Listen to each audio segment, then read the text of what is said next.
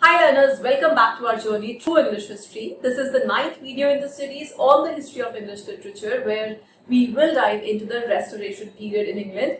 But before we jump into the exciting details of this era, let's do a quick recap of what happened right before. Also, do watch the previous videos in this series for a better understanding of this age.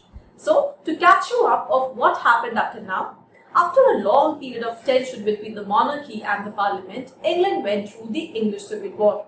King Charles I, who believed in the divine right of the kings, basically that he could rule without the parliament, he clashed with the parliament over power and money.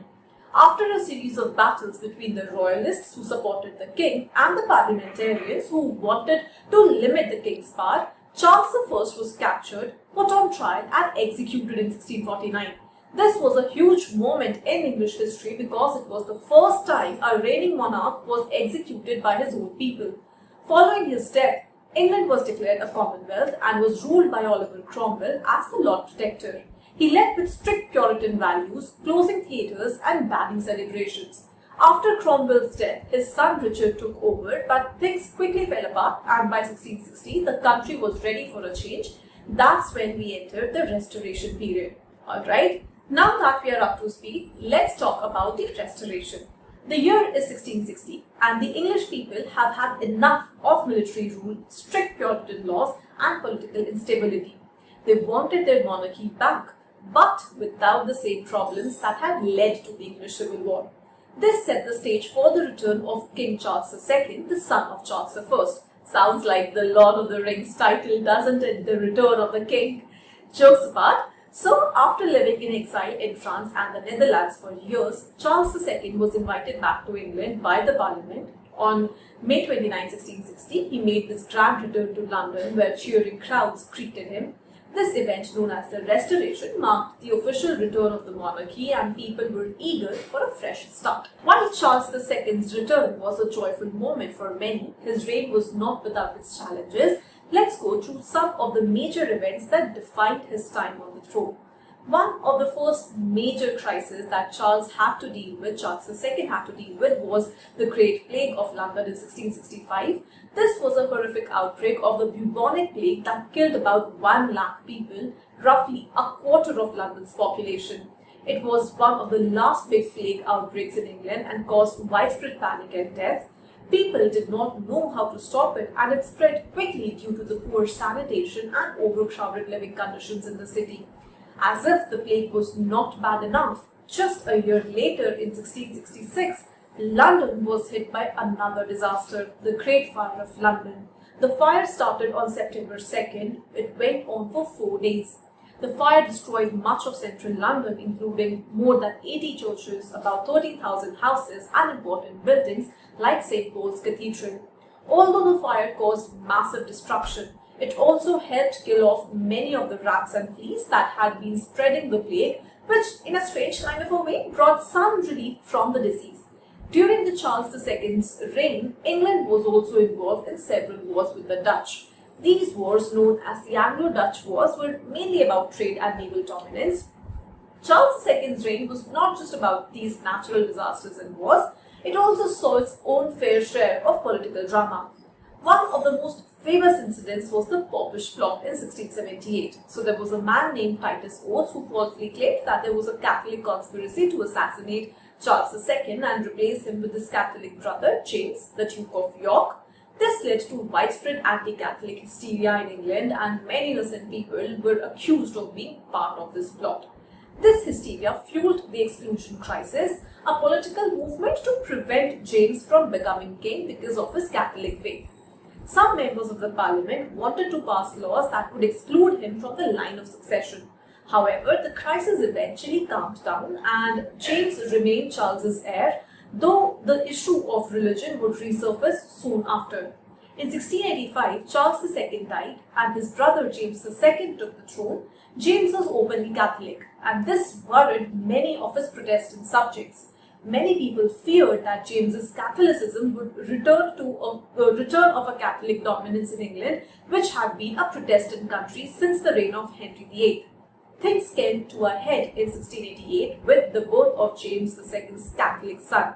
This event alarmed the Protestants, who feared that a line of Catholic kings would rule England. In response, they invited William of Orange, who was actually the Protestant son-in-law of James, and his wife Mary, who was the daughter of James.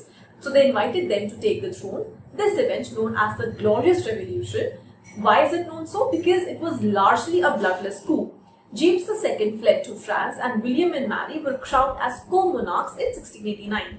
This revolution was significant because it marked the end of the Restoration period and the beginning of a new type of monarchy in England, a constitutional monarchy, where the king or the queen's power was limited by law and Parliament had a much bigger role in governing the country. This paved the way for modern British democracy, right? Now, let's also talk about something exciting that happened during the Restoration, the return of the theatres. One of the first things Charles II did upon his return was reopen the theatres, which had been closed by the Puritans for nearly 2 decades. The Puritans had seen the theatre as immoral and frivolous, but under Charles II, who had spent years in the more relaxed and sophisticated courts of France, the mood changed dramatically. He loved theatre and quickly licensed new theatre companies, encouraging a wave of new productions. The Restoration stage was very different from what came before. For one thing, women were allowed to act on stage for the first time in English history. Before the Restoration, female roles were played by young boys, but now actresses like Nellie Quinn, who would go on to become a famous actress and Charles II's mistress, they became the new stars of the age. All this led to a theatrical renaissance and the rise of Restoration comedy. See, Restoration comedy was the most notable genre that flourished during this period. It was a type of play that was witty, bold, and often vulgar. These comedies were very different from the more serious plays of earlier periods like the Elizabethan and the Jacobean eras. Restoration comedy was known for its lively dialogue, sexual innuendos, and satirical take on the manners and morals of the upper class. It poked fun at everything from love and marriage to social climbing and hypocrisy, often portraying characters who were scheming, flirtatious, or simply looking for fun. A key feature of Restoration comedy is the comedy of manners, which focuses on the behavior and attitudes of the elite. These plays often revolve around love triangles, mistaken identities, and witty banter, and they use humor to critique the artificial and often ridiculous social norms of the time. Characters are frequently caught up in the complicated plots involving deception, seduction, and attempts to maintain appearances. Playwrights like William Wycherley and William Congreve and Aphra Behn, they became hugely popular during this time. Wycherley's play, The Country Wife, is a perfect example of Restoration comedy. It's full of clever dialogue, sexual innuendos, and a satirical take on the obsession of the upper class with reputation and appearance. Another major figure was William Congreve, whose play The Way of the World is often regarded as one of the greatest comedies of this period. The play is a brilliant comedy of manners, exploring themes of love, marriage, and the complexity of relationships in high society.